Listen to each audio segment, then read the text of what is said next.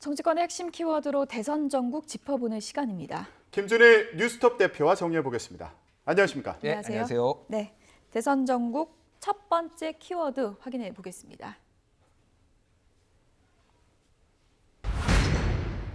네, 윤석열 후보와 안철수 후보 사전 투표를 하루 앞두고 단일화에 극적으로 합의했습니다. 김준일 대표님. 예. 어제 토론회 보고 이게 주무신 분들 아침에 일어나서 이게 무슨 일이야 하셨을 것 같아요. 제가 좀 아침 방송 때문에 좀 일찍 일어나는 편이거든요. 예. 4시쯤 일어나서 뉴스를 보고 아, 오늘은 진짜 바쁘겠구나 이 예. 생각을 했습니다. 그래서 1시 반에 이제 조선일보 기사가 일보로 떴어요. 아, 그랬군요. 단독 이렇게 붙어서 나왔고요. 그 과정들을 보면은 이제 KBS에서 어제 이제 TV 토론이 있었고 윤석열, 안철수 후보가 서로 연락을 해가지고 윤석열 후보 같은 경우에는 거의 자정까지 화보 촬영이 있었다라고 합니다. 그래서 화보 촬영을 하고 있는데 안철수 후보가 기다려줬고요. 예. 그래가지고 장제영 의원의 매형, 근데 이제 카이스트 교수 출신이거든요. 예. 그래서 안철수 후보랑 굉장히 친분이 있다라고 합니다. 그랬군요. 그래서 거기 그 집에 가가지고 이제 서로의 이제 확인을 했다라고 해요. 그래서 전체적으로 보면은 어쨌든 이거 자체는 꽤 2일부터 이미, 그러니까 뭐 2일이면 어제죠. 그러니까 이미 약간 물밑 기류가 있었다라고 네. 보면 될 것 같아요. 제가 이제 어제 사실 다른 방송에 나가서 권은희 이제 원내대표죠. 국민의당 원내대표한테 한 11시, 밤 11시 예. 한 40분, 50분쯤에 예. 혹시 야권 단일화 가능성이 있냐라고 하니까 예. 권은희 의원이 없습니다. 단호하게 얘기하셨거든요. 그렇군요. 밤 거의 자정 다 돼서. 예. 근데 이미 그때 이태규 의원하고 안철수 후보는 움직이고 있었다. 그러니까 아. 굉장히 긴박하게 이루어졌다. 하나는 예. 뭐 모두에게 공유된 게 아니다. 아니면 굉장히 보안을 지켜야 됐었다. 뭐 이런 해석들이 좀 가능한 거죠. 토론회 전에 후보들은 알았던 걸까요? 그러니까 이게 사실은 정확하게는 모르겠습니다. 거기까지는 아직 내용이 안 나왔는데 안철수 후보 측이 먼저 좀 얘기를 예. 했다라고 해요. 지금 뭐 예. 얘기를 들어보면은 그래서 어제 이제 몇 개 시그널이 있었죠. 이를테면은 그 안철수 후보의 넥타이 색깔이 빨간색이다. 예. 라는 저희가 게, 그래픽을 준비했는데 그 그래픽 좀 보여주실까요? 예. 윤석열 후보랑 안철수 후보 어제 토론회 때 눈에 띄는 모습이 있었습니다. 보시죠. 이 커플룩 같아요. 깐부 예. 복장이다 뭐 이런 예. 해석도 있었어요. 예. 그러니까 이미 그래서 저 권은희 원내대표가 어저께 다른 방송에서 제가 안철수 후보 주황색 넥타이 좀 사드려야 되겠다 이런 얘기도 했어요. 왜 저걸 메고 가셨지? 약간 이렇게 했는데 아, 그게 그랬군요. 어떻게 보면 복선이었다. 예. 이렇게 볼 수도 있고 요거에 앞서서 지난 1일에 국가적인 아젠다가 있으면은 윤석열 후보하고도 만날 수 있다라고 안철수 후보가 얘기를 했잖아요. 네. 이미 이때부터 사실은 물밑 기류가 어느 정도 있었다라고 봐야 될 것 같아요. 네. 근데 이렇게 밖에서 볼 때는 좀 급작스러운 그런 상황으로도 보이거든요. 예. 뭔가 계기가 있지 않을까 싶기도 하고요. 뭐 있다면 어떤 가능성이 있겠습니까? 그러니까 뭐 일단은 가치 연대를 많이 얘기를 했으니까 정권 교체라는 것에 대해서 가장 우선적인 가치를 뒀을 때 안철수 후보가 본인이 사실 이제 양보를 해야 된다라는 기류가 있었고 지금 뭐 그러니까 해석이 좀 야권과 여권이 뭐 다 맨날 갈리죠. 이런 거 나오면은 그래서 항상 단일화하는 쪽에서는 이제 아름다운 단일화고 반대쪽에서는 권력 야합이 나눠먹기 야합이다 이렇게 이미 민주당에서도 그렇게 나왔잖아요. 예. 그래서 지금 민주당 쪽이나 이쪽에서 이제 얘기를 하는 거는 그리고 그런 관측이 아주 일리가 없는 건 아닌데 뭐냐면은 어느 정도는 소위 말해서 이 권력 지분에 대해서 얘기가 있었을 것이다라는 관측이 나오고 있어요. 다만 그게 공식적으로 발표가 되면은 예. 조금 너무 이제 소위 말해서 야합이다, 나눠먹기다 그러니까 가치연대 이 쪽으로 좀 더 초점을 맞춰가지고 지금 뭐 오늘 키워드들이 미래정부, 개혁정부, 예. 실용정부, 뭐 통합정부를 얘기를 했잖아요. 예. 근데 사실은 뒤에서는 조금 더 이를테면은 당내 지분 아니면은 뭐 조각권 개각에 관련돼서 이런 것들에 대해서 좀 있었을 가능성이 있다 이렇게 이제 보는 분들이 있는 거죠. 예. 그래서 지금 이제 그래픽에 나오고 있지만 미래, 개혁, 뭐 실용, 통합 이런 키워드들을 보면은 이런 것들을 내세워서 안철수 후보가 단일화 명분이 필요하지 않았겠습니까? 예. 이런 가치들을 위해서 뭉쳤다. 이런 거를 대외적으로 보여주려고 한 것으로 보이죠. 그러니까 두 가지 의미가 예. 있어요. 저게 뭐냐면은 하나는 지금 야당의 정권 교체론에 맞서가지고 민주당 쪽에서 여당에서 내민 게 지금 정치 교체론이잖아요. 근데 여기에 보면은 지금 이 두 사람의 단일화의 이 합의문의 상당수의 내용이 정치 교체 얘기가 정치 개혁 얘기가 들어가 있어요. 아, 그렇군요. 그렇죠. 그래서 이렇게 얘기를 합니다. 안철수 후보가 87년 민주화 이후에 한국 정치의 고질병인 승자독식, 증오와 배제, 분열의 정치를 넘는 첫걸음이 될 것이다. 그래서 아주 구체적으로 뭐를 어떻게 하겠다라고는 안 했지만은 예를 들면은 뭐 결선 투표제라든지 다당제라든지 이런 것들에 운을 좀 띄워놓은 상태예요. 그러니까 저쪽에 민주당 쪽에 정치 개혁, 정치 교체 프레임에 맞서가지고 사실상 정권 교체가 사실상의 정치 개혁이다라는 거를 좀 만들기 위해서 요게 하나가 들어갔다라는 거. 그리고 또 하나 말씀하셨듯이 미래 정부 이런 것들은 미래라는 단어는 안철수 후보가 계속 강조했던 거거든요. 미래 먹거리 미래. 그러니까 그거를 같이 좀 보고서 요 합의문이 나왔다 이렇게 보면 될 것 같습니다. 네. 지금 이런 의미도 중요한데 또 한편에서는 만약에 정권 교체가 된다면 그러면 안철수 후보가 어떤 역할을 하게 될까? 이것도 궁금해하시는 분들 많을 것 같아요. 저도 궁금합니다, 사실. 근데 이거는 좀 지켜봐야 될 것 같아요. 근데 이게 그러니까 그런 거죠. 그러니까 진짜로 진영에 따라서 너무 나눠요. 이거를 보는 게 이미 그러니까 민주당 지지자들은 안철수 또 철수할 줄 알았다. 이를테면은 뭐 얼마 전까지만 해도 정치 개혁으로 같이 가자 이렇게 약간 지지를 하다가 지금 약간 확 돌아섰거든요. 그러니까 이게 여기에 오늘 이렇게 좀 아름다운 말들이 많이 있었잖아요. 단일화를 하면서 이거를 정말로 국민들이 온전히 믿을 것인가. 예를 들면 이런 겁니다. 다당제가 이제 오고 발표를 하고 안철수 후보하고 윤석열 후보가 기자회견했거든요. 기자들 질문에. 근데 다당제가 내 신념이다. 안철수 후보 얘기를 했어요. 근데 합당을 추진한다고 합니다. 이거 자체가 모순이에요. 그러면 그렇죠. 다당제로 그는 끝까지 합당을 안 하고 가야죠. 그러니까 이거는 다 명분이고 그냥 권력을 위해서 사실은 이렇게 합친 거다라고 보는 분들도 많아요. 그래서 이게 이후에 사실은 정권 교체 뭐 누가 이길지 모르겠습니다만 누가 이기든 이 이후에 정치 개혁이나 통합을 위해서 얼마나 진정성 있게 가느냐도 되게 중요할 것 같다. 그래서 지금은 모릅니다. 사실 안철수 후보가 뭘 맡을지 정말로 어떻게 갈지는 아직 아무것도 모르는 상황인 거죠. 예.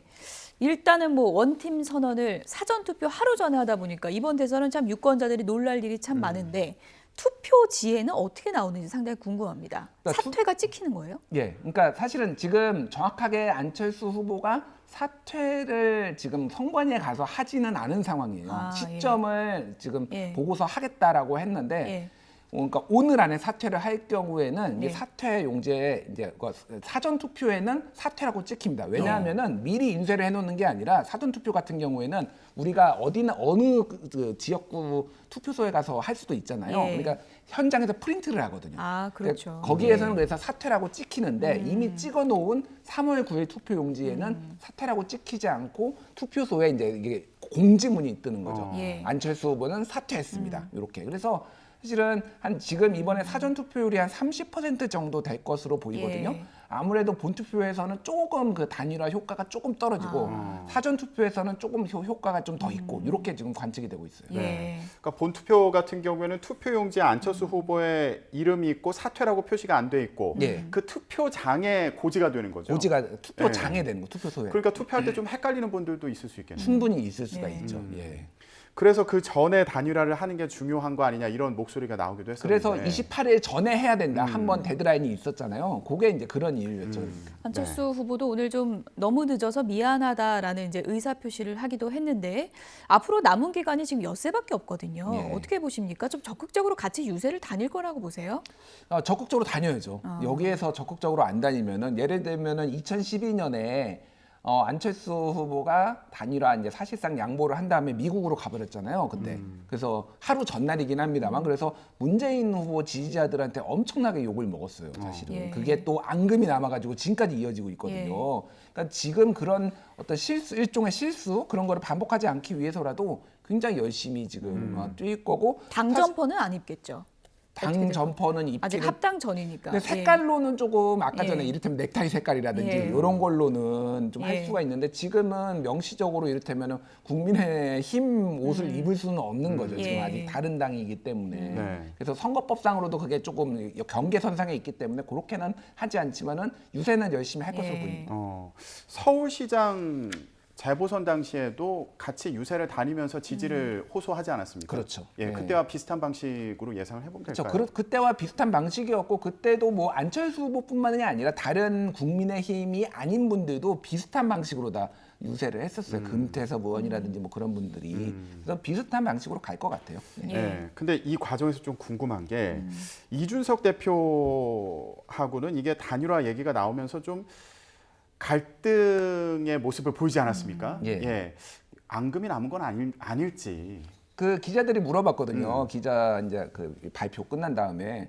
그래서 이준석 대표의 이런 뭐 도발이라든지 이런 거에 대해서 어떻게 생각하느냐 그러니까 본인은 안철수 후보는 나는 들을 만한 가치가 있는 것만 듣는다. 그러니까 이준석 대표의 얘기는 들을 만한 가치가 없었던 거다. 이런 식으로 예. 사실상 얘기를 했어요. 그러니까 앙금이 없다라고 볼 수는 없어요. 예. 없다라고 볼 수는 없는데 지금은 큰 대의를 위해서 이미 뭉친 상황이고 사실은 작년을 돌이켜 보면은 보궐선거 이후에 합당 과정에서 굉장히 갈등이 있었잖아요. 그렇죠. 당명을 바꾸는 예. 국민의힘의 당명을 바꿔라 국민의당 쪽에서 요구를 해서 그래서 사실은 그런 부분을 차단하기 위해서 아예 합당을 명시를 하고 그 부분에 있어서 만약에 당선이 이제 윤석열 후보가 되고 대통령이 되면은 거기에서 직접 약간 리더십을 발휘하는 형식으로 좀 이런 갈등을 좀 봉쇄하지 않을까라는 그런 생각을 하는데 사실 이제 안철수, 이준석 두 사람이 예전에 바른미래당에서 같이 있어서 굉장히 갈등을 빚었잖아요. 그렇죠. 그 이후에는 무슨 일이 벌어질지 아무도 모르는 거죠. 사실 예. 또다시 갈등이 좀 빚어질 가능성을 배제할 수는 없는 거죠. 예. 일단 뭐 아침에 갑자기 단일화 속보가 뜨니까 기자들이 이준석 대표 SNS부터 이제 들어가서 뭐라고 예. 썼나 봤더니 안철수 후보의 조건 없는 지지 선언과 합당 결심에 감사하다. 대선 지나고 일주일 후에 바로 합당을 하고 그리고 우리가 국민의당 사람들을 환영해줘야 된다. 이렇게 썼더라고요. 그러니까 뭐 그 전에는 뭐 조롱을 했네, 모욕을 했네 예. 이런 논란이 있었고 실제 그게 윤석열 후보의 지지율에도 약간 영향을 줬다 이런 분석들이 있었거든요. 지금 상황에서는 무조건 환영을 해줘야 되죠. 예. 사실 여기에서 뭐 이상한 표현이 나가면은 큰일 나는 거죠. 예. 그러니까 당연한 수순이고 사실 지금 이거를 또 해석을 그렇게 하는 분들도 있어요. 무조건적으로 환영을 한다라는 거는 향후에 이제 지방선거의 공천이나 이런 거에 대해서 오히려 우리 당 사람이니까 뭐 이런 거를 가지고 협상하고 뭐 이런 게 아니라 그냥 하나의 팀이니까 오히려 그런 지분권의 요구에 대해 공천권에 대해서 예. 차단하는 효과도 있다. 뭐 이렇게 해석하시는 분들도 예. 있더라고요. 그러니까 조금 지켜봐야 될 부분이 있는데 어쨌든 당장 눈앞에 3월 9일이 제일 중요한 거기 예. 때문에 모든 갈등 뭐 이런 거는 다 물밑에 있다는 있을 것으로 보입니다.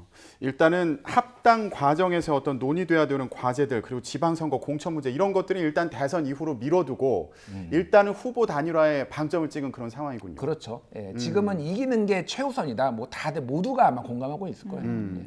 근데 또 안철수 후보를 이렇게 바라봐온 지지자들 입장에서는 그동안 다당제 계속 강조를 해왔잖아요. 예. 그런데 이렇게 결국 합당을 한다고 하니까 실망하신 분들도 많을 것 같은데 오늘 그 기자회견을 할 때도 이 배경에 대한 설명이 좀 나온 것 같아요. 그러니까 뭐 이게 사실 안철수 후보의 조금 약점이에요. 예를 들면 이런 겁니다. 2012년에 단일화를 한 다음에 갑자기 미국을 가버렸잖아요. 그때 금태섭 의원도 언론 인터뷰에서 그 얘기를 했어요. 이 끝까지 남아가지고 어쨌든 있었어야지 이 조직도 자기가 이 안철수의 조직도 살아남아서 그 다음 단계로 넘어가고 예. 이렇게 되는데 이거를 그냥 무책임하게 떠나버렸다라는 거에 대해서 약간의 비판성도 있었는데 이번도 마찬가지. 어떻게 보면은 결과적으로는 리더고 그러기 때문에 판단을 해야 되겠지만은 오늘도 아침에 선거운동 하기 위해서 옷을 입었던 국민의당 선거운동원들이 예. 있을 거 아니에요. 굉장히 황당했을 것이다. 사실은 이런 어떤 프로세스라는 게 어떻게 보면 공개적으로 투명하게 해야 되는데 항상 결단 그리고 나를 따르라 이게 어떻게 보면 사람들을 좀 힘들게 하는 부분도 예. 있는 거예요. 그것에 대한 모든 비난이나 이런 것들은 이제 안철수 후보가 감당하고 앞으로의 정치 이력을 좀 다시 개척해 나가야 되는 그런 상황이 된 거죠. 예. 지지하는 후보에 따라 유권자들의 마음도 참 복잡한 시기가 아닌가 그런 생각이 드는데 이재명 후보 입장에서요. 어제 토론회에서도 안철수 후보에 대해 상당히 좀 우호적인 그런 분위기였고 지금까지 상당히 좀 공을 들인 걸로 알려져 있는데 다소 좀 섭섭할 것 같습니다. 지금 민주당 입장에서는 어쨌든 지지층 총결집 이렇게 가야겠죠? 예. 뭐 어제 토론 분위기만 보면은 예. 이재명, 안철수가 깐부 같다 약간 이런 예. 느낌이었어. 되게 우호적이었고 예. 이재명 후보도 좋은 시그널을 계속 보내고 그랬어요. 근데 진짜 알 수가 없는 거고 이제는 뭐 이제 이재명 후보와 민주당 입장에서는 지지층 총결집밖에 없습니다. 예. 방법이 없기 때문에 너무 강하게 비판하는 거는 또 너무 매몰차고 역풍이 불 수는 있겠지만은 단호하게 선을 긋고 이제 조금 지지층 결집 쪽에 지금 뭐 우상호 본부장이나 뭐 송영길 대표나 이재명 후보도 그쪽에 지금 매진을 할 것으로 보여요. 네. 네. 그래서 24시간 비상체제를 가동하겠다 뭐 이런 상황이지 않습니까? 예. 그리고 그동안 강조를 해왔던 게 이재명 후보가 이제 다당제 체제를 구축하겠다 이렇게 정치 개혁을 강조해 왔는데 지금 야권 후보 단일화를 하면서 내놓은 이 이슈가 여기에 또 상충하는 측면이 있는 것 같아요. 그러니까 아까 전에도 말씀드렸지만은 좋은 오늘 뭐 이제 그 안철수 후보가 발표한 내용들 보면 되게 좋아요. 듣기에는 되게 좋은데 이게 국민들이 정말 믿느냐라는 거예요. 승리를 위해서 사실은 급조한 것 아니냐 이렇게 볼 수가 있는 거고 그거는 민주당도 마찬가지였어요. 민주당이 갑자기 뜬금없이 대선 일주일 남겨놓고 2주일 남겨놓고 정치개혁하겠다라고 했을 때 이미 양당에서 그러니까 심상정 후보라든지 안철수 후보에서 못 믿겠다. 예. 180석 가지고 뭐 했냐 그랬잖아요. 그러니까 서로에 대한 믿음이 이미 없었던 거고 그런 것들을 얼마나 요 남은 기간 동안 좀 신뢰를 주느냐 그런 부분도 좀 봐야 될 것 같아요. 예. 네, 알겠습니다. 자, 윤석열 후보, 안철수 후보와 단일화를 공식 선언했는데 어제 토론회에서는요. 이재명 후보와 치열한 공방을 벌였습니다. 다음 키워드 보여주시죠.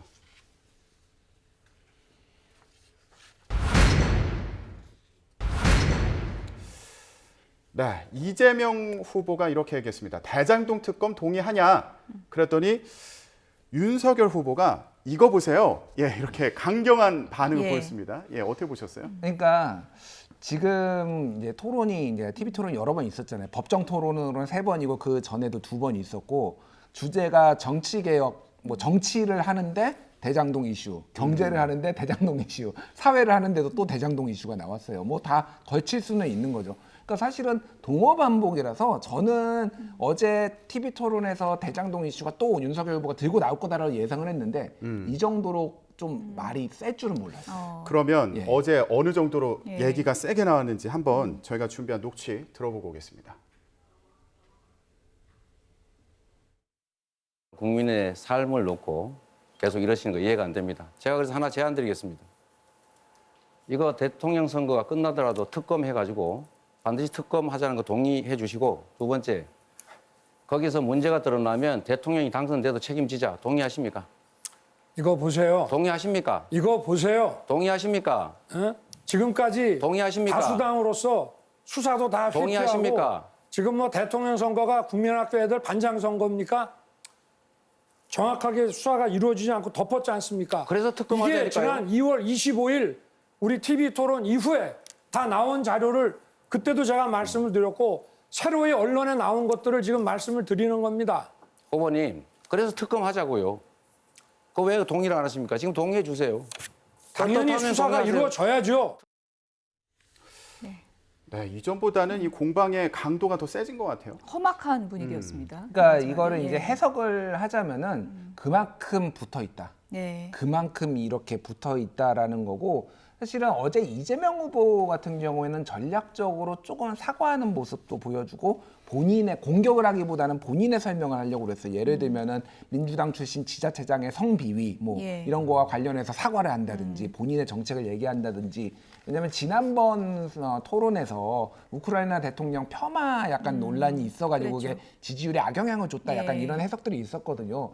근데 윤석열 후보가 오히려 굉장히 강공으로 막판 20분이 거의 이제 뭐 난타전이 될 정도로 예. 그래서 요거를 보는 분들의 해석은 대장동 이슈가 어쨌든 전체적으로 이재명 후보한테 안 좋은 것이라는 거를 국민의힘에서는 명확하게 인지를 하고 있다라는 거 하나 하고 또 하나는 그만큼 지금 붙어 있다.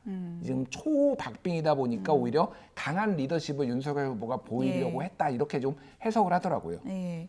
그래서 어제 이제 막판에 윤석열 후보가 몰아칠 때 한 번에 여러 가지를 얘기를 했거든요. 조카 살인 사건 변호 논란도 얘기를 했고, 그리고 친형 정신병원 강제 입원 논란도 언급을 했고요. 상당히 좀 강도 높게 얘기를 했는데 어떻게 보면은 대선 토론 마지막에 뭐 부정부패와 싸워온 검사 윤석열이다 이런 점을 좀 어필하려는 좀 준비된 좀 전략 아닐까요? 어떻게 보십니까? 그렇죠. 이거는 준비됐다라고 봐야 될 것 같아요. 그러니까 결과적으로 보면은 이 TV 토론이 참 묘한 게 예. 어떻게 보면 윤석열 후보가 좀 답변이 좀 못하거나 부족한 부분이 있다라는 게 매번 토론에 나오잖아요. 예. 그게 이제 또 기사로도 나오고 평가도 있는데 이런 센 워딩들, 강한 공격에 그 또 묻히는 측면이 있어요. 그러니까 전략적으로 조금 강공을 함으로 인해서 이런 것들이 언론의 타이틀에 좀 뽑히게 일부러 한 것 아니냐. 그게 불리하지 않다라고 국내임 내부에서는 좀 판단을 했다라고 제가 들었어요. 그런 부분들이 좀 전략적으로 지금 나왔다라고 보면 될 것 같습니다. 네. 그러니까 이재명 후보의 약점을 좀 공략하면서 검사 이미지를 강조해서 본인 약점을 좀 감추려고 한 거 아니냐, 뭐 이런 해석으로 들리는데 이재명 후보도 이런 전략을 좀 보여준 게 아닌가 싶더라고요. 어제 페미니즘, 여성 인권을 강조하는 모습을 많이 볼 수 예. 있었거든요. 이건 어떻게 해석할 수 있겠습니까? 사실 이제 진짜 대선 막판이 되니까 2030 여성에 대한 구애라고 해야 될까요? 이런 게 굉장히 각 후보마다 증가했어요. 그래서 윤석열 후보 같은 경우에는 대선 토론, TV 토론 들어오기 직전에 성범죄에 대해서 엄정 대처하겠다 페이스북에 막 올리고 그랬잖아요. 그게 이제 여성들에 대한 어떤 그거였거든요. 근데 이게 이재명 후보도 이를테면은 뭐 윤석열 후보의 발언 예전에 이를테면 페미니즘, 건전하지 못한 페미니즘으로 남녀 교제를 막는다 뭐 이런 발언에 대해서 막 지뢰하고 그랬는데 그게 좀 빛이 바랜 게 심상정 후보가 쑥 들어와가지고 예. 그 안희정 후보의 이를테면은 2차 가해한 사람이 캠프에 있는 거 조치가 됐느냐 이런 것들이 좀 오면서 좀 아팠을 거예요 사실. 예. 그걸 답변을 제대로 못 해가지고 그러니까 어쨌든 준비는 해왔는데 이쪽에서 들어오는 거를 방어를 좀 못했다 이렇게 평가를 할 수 있을 것 같아요. 예, 어쨌든 사전 투표 하루 앞둔 오늘 유권자들 거의 표심을 정하지 않았을까 싶은데요. 민심의 흐름 살펴보도록 하겠습니다. 네, 대선 후보 지지도 살펴보도록 하겠습니다. 국민일보가 의뢰해서 한국사회 여론연구소가 조사한 여론조사 결과입니다. 이재명 후보가 37.9%, 윤석열 후보가 44.2%고요. 안철수 후보와 오늘 단일화를 선언했기 때문에 그 결정에 대한 여론은 아직 이 여론조사에 잡히진 않았습니다. 네. 다음 여론조사 결과도 보여주시죠. 네, OBS가 미디어 리서치에 의뢰해서 조사한 결과입니다. 이재명 후보가 45%, 윤석열 후보가 44.9%로 나타났습니다. 두 후보 사이의 격차는 0.1%포인트에 불과했습니다. 네, 여기서는 이재명 후보 36.6%, 윤석열 후보 42.3%, 안 후보가 6.7%, 심상정 후보 2.9%로 나타났습니다. 지금 지지율이 오차 범위 내 접전인 경우가 상당히 많은데요. 어떻습니까? 단일화 이후 이게 어떻게 움직일 것인가 숫자가 이게 상당히 관심이지 않겠습니까? 지금 뭐 여기에는 없지만은 이제 어제 나왔던 조사들 중에 몇 개가 이를테면은 윤석열로 단일화 됐을 때 안철수, 윤석열 두 사람이 그러니까 윤석열 후보로 됐을 때 어떻게 되느냐를 가지고 안철수 후보의 표 이동을 이렇게 분석한 게 있어요. 예. 근데 의외로 비슷비슷하게 그러니까 안철수 지지자의 절반은 이재명으로, 예. 절반은 윤석열로 가는 걸로 나오고 일부가 심상정 후보로 가는 예. 걸로 나와요. 그러니까 지금 그러니까 예전에 안철수 후보의 지지율이 막 12에서 15% 정도 갔을 때는 그때는 분석을 해보면은 단일화했을 때 안철수 그러니까 윤석열 후보한테도 많이 가는 걸로. 그러니까 보수 성향이 많이 유입이 된 거죠. 그러니까 한마디로 얘기하면은 윤석열이 빠지면서 안철수가 올라갔잖아요. 네. 그러면서 단일화했을 때는 윤석열 후보가 상대적으로 수혜를 많이 보는 걸로 했는데 지금은 한마디로 얘기하면은 빠질 사람 다 빠졌다라는 거예요. 그러니까 안철수 약간 열성 지지자들만 많이 남았는데 여기에는 진보도 있고 보수도 있고 막 이렇다 보니까 실제 이거를 유불리를 정말로 지금 당장 계산하기가 좀 어렵다라는 얘기들도 있어요. 다만 그럼에도 불구하고 왜 단일화를 했느냐라고 한다라면은 민주당 쪽에서 나오는 어떤 변수들, 정치개혁, 정치교체 프레임으로 뭔가를 그 팔을 이끄는 것을 차단하는 효과는 확실히 있는 거죠 지금. 그러니까 이 정권교체 프레임이 완전히 강해졌잖아요. 네. 그런 변수들을 제거하는 데 있어서는 확실히 도움이 됐다 이렇게 이제 평가할 수 있을 것 같아요. 그런데 이제 앞으로 조사하는 결과는 공표할 수가 없잖아요. 예. 그러다 보니까 단일화 효과가 이게 수치적으로 어느 정도 나타나는지 볼 수 없어서 이것도 참 답답한 상황이 될 수도 있겠어요. 저도 답답합니다.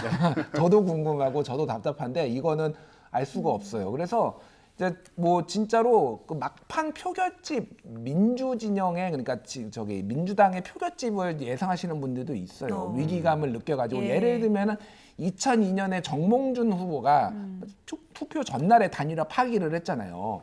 그때 투표 뭐 결집 효과가 있었다 없었다 그 사실은 일어나지 않은 상황이라서 그거를 이제 그러니까 파기가 안 일어났을 때 얼마나 표를 얻을지를 모르는 상황이기 때문에 그거를 정확하게 분석하기는 어렵습니다만은 일부에서는 오히려 결집 효과도 있었다 뭐 이런 얘기도 있거든요. 네. 그러니까 지금 알 수 없다. 그러니까 어쨌든 민주당 입장에서는 길을 쓰고 열심히 다 뭉쳐라, 다 모여라, 사전 투표 많이 해라 이런 얘기로 지금 갈 수밖에 없어요. 어느 쪽에서 투표장에 더 많이 뛰어나가느냐 이게 이제 상당히 중요한 관건이 될 것 같은데요.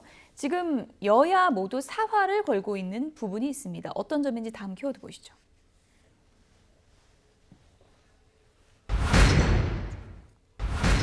네, 대한민국 위해 5일 사표. 송영길 민주당 대표의 발표입니다. 아니 선거가 코앞인데 사표가 무슨 얘기일까요? 다음 영상 보시죠. 저 송영길은 오는 3월 5일 사표할 것을 국민 여러분께 약속드리는 바입니다. 왜 그런 결정을 내리시게 된 겁니까? 대한민국의 미래를 위해서입니다. 언제부터 그런 생각을 하셨습니까? 누구나 가슴속으로는 사표를 생각하고 있는 거 아닙니까?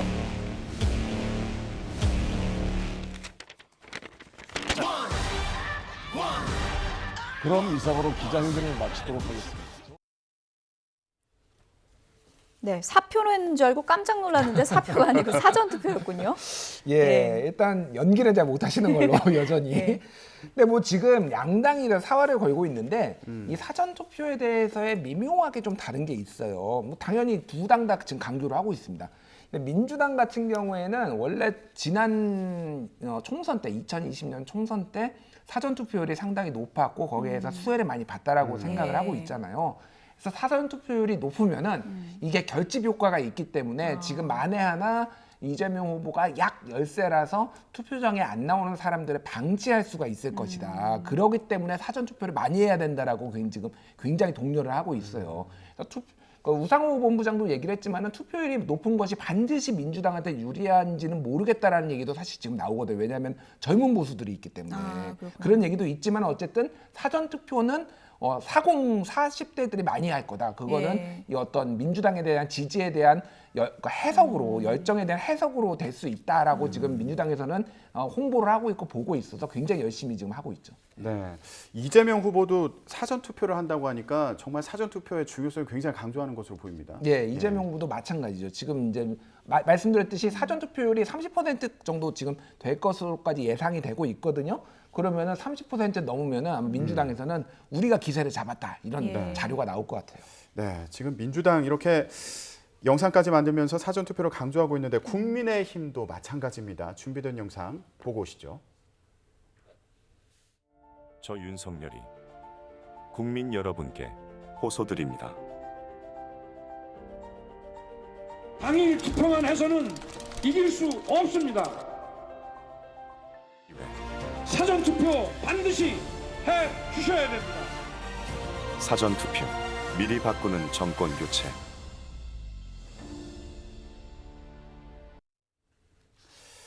네, 국민의힘에서도 이렇게 광고까지 만들어서 사전 투표를 홍보하고 있는 상황인데 이게 뭐 확실한 건 아닙니다만 보수층 같은 경우에는 사전 투표율이 떨어진다 이런 분석들도 있더라고요. 뭐 있었던 게 왜냐하면은 그 상대적으로 과거에는 노년층들이 많이 이제 보수 정당을 지지를 했고 사전 투표보다는 본 투표를 선호한 거 하나. 또 하나는 소위 말하는 사전 투표 음모론이 계속 있었어요. 이게 선거 조작이다라는 것들이 계속 있어가지고 제가 국민의힘 쪽 분들 몇 분을 만났는데 굉장히 속앓이를 앓고 계시더라고요. 어떤 속앓이를. 거예요? 예. 왜냐하면은 아직도 황교안 전 미래통합당 대표 이번에 나온 뭐 아니면 민경욱 전 의원 이런 분들이 사전 투표에 대한 이 약간 조작설, 음모론 이런 부정선거란 것들을 주장을 계속하고 있죠. 부정선거가 우려된다. 그전에는 부정선거가 사실상 있었다 이런 주장을 하면서 사전 투표를 안 하려는 보수층의 기류가 아직도 있어요. 근데 이건 안 된다라고 윤석열 후보까지 나와가지고 지금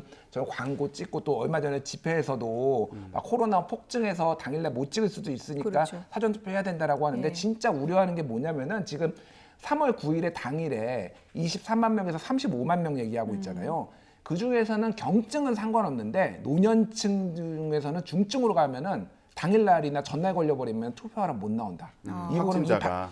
확진자가. 그러면 예. 이 박빙 선거에서 굉장히 불리하게 작용할 수 있으니까 걸리기 전에 4, 5일에 내일부터 빨리 하라라는 게 국민의힘의 기조인데 일부의 그분들 때문에 지금 야 이거 예. 뭐라고 말도 못하고 굉장히 막 이런 소가리를 하고 앓고 계시더라고요. 예, 그러니까요. 확진자 숫자 그리고 격리 중인 확진자들 다 따져보면은 지금 꽤 많은 숫자가 확진자로 자가격리 중이기 때문에 이게 또 투표에 상당히 변수가 될 것 같고 이준석 대표 같은 경우에는 이번에 광주에서 사전 투표를 한다 그래요? 예, 그러니까 이게 상징적, 그러니까 사전 투표는 아무 데서나 지금 할 수가 있잖아요. 그러니까 지금 광주로 갔다라는 거는 이번에 이준석 대표가 30%까지 이미 우리 호남에서 한번 얻어보겠다 이런 어떤 목표치를 올렸거든요. 예. 실제 저는 30%까지는 안 가겠지만 역대 최고를 찍을 것 같기는 해요. 그러니까 박근혜 후보가 10.2%였나요? 예전에.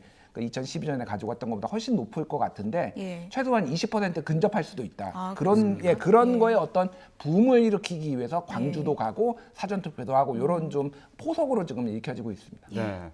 자, 사전 투표 이제 내일과 모레 이틀 동안 진행이 되는데 확진자 격리자들 같은 경우는 5일에 사전 투표할 수 있는 거죠. 예, 5일에 오후 5시 이후부터 투표 목적으로만 외출이 가능하고 투표소에는 6시 이전에 와야 되고요. 그리고 신분증 위에도 본인이 확진자라는 거를 확인할 수 있는 문자라든지 이런 것들을 보여주면 이제 투표를 할 수가 있습니다. 예. 네. 대선 뭐 엿새 전까지 뭐 변수가 이렇게 속출하고 있기 때문에 민심이 어떻게 출렁일지 좀 지켜봐야겠습니다. 김준일 뉴스톱 대표와 정리해봤습니다. 고맙습니다.